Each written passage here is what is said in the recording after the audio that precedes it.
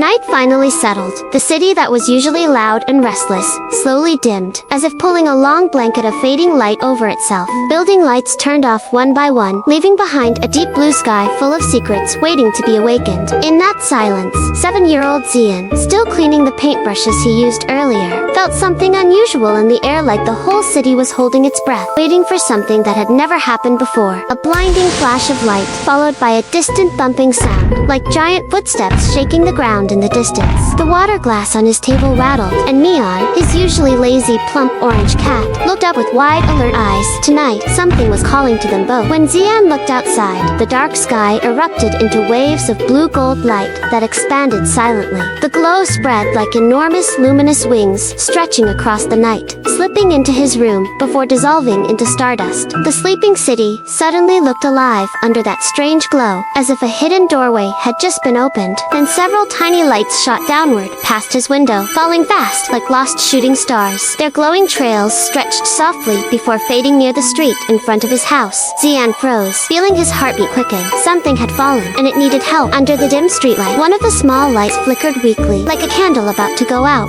Zian knelt down with Meon beside him, watching the tiny beings blink in fear. Though they had no clear shape, their trembling glow carried a plea for help. Zian knew he couldn't walk away. One of the light creatures rose shakily and projected a shimmering map in the air. The streets twisted like moving snakes, the buildings shifted as if alive, and one central point remained completely dark. The map itself looked alive, revealing that the city was experiencing something impossible. Something essential was missing. Zian took a deep breath and gathered the small courage inside him. Meon gave a tiny nod, as if he understood what Zian planned to do. The quiet night had suddenly become the start of a mission. If they didn't act, the city could lose its balance completely. With the glowing creatures floating beside him, Zian began walking into the night. Meon waddled next to him, trying hard to keep up, his little paws tapping on the pavement like soft drumbeats. As they moved deeper into the city, everything that should have been sleeping began to move wildly. Trash bins spun like frantic dancers, sidewalks rippled up and down like ocean waves, and billboards twisted around as if confused and searching for direction. The city was awake,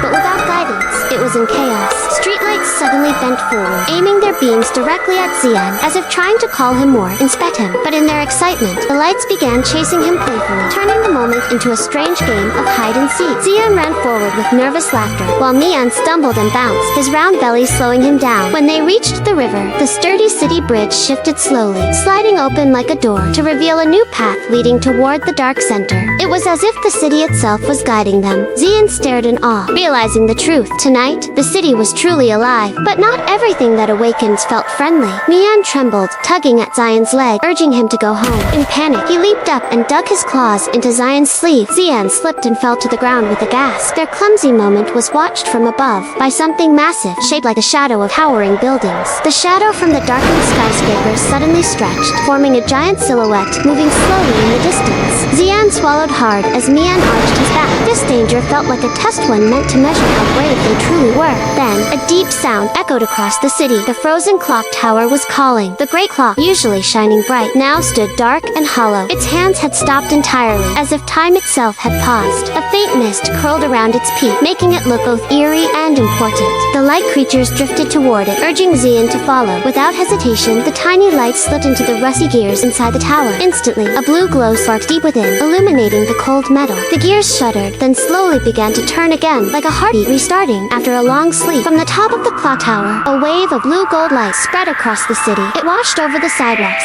flattening them back to normal. Neon signs stopped spinning, and buildings straightened themselves. The city regained its natural rhythm, as if exhaling in relief. The light creatures returned to Zian, now glowing brighter and warmer than before. They surrounded Zian and Meon, twirling in gentle circles and leaving trails of golden sparkles in the air. In the soft silence, Zian felt a quiet gratitude unspoken, but unmistakably clear. The great clock chimed again, revealing the time, 1:30 a.m. The tower's glow slowly dimmed, as if entering its second sleep. Thick mist rolled across the rooftops, dancing lightly, as if celebrating the restored balance. Now the city was back in place, calm and safe. The night breeze carried a new stillness, one that felt peaceful instead of eerie. Everything was right again. Zian walked home, carrying a very tired Meon, whose fur sparkled with leftover stardust. Behind them, the light creatures floated in a small spiral, waving their shimmering goodbye before soaring back into the night sky. Zian knew no one would ever believe what happened, but he would remember it for the rest of his life.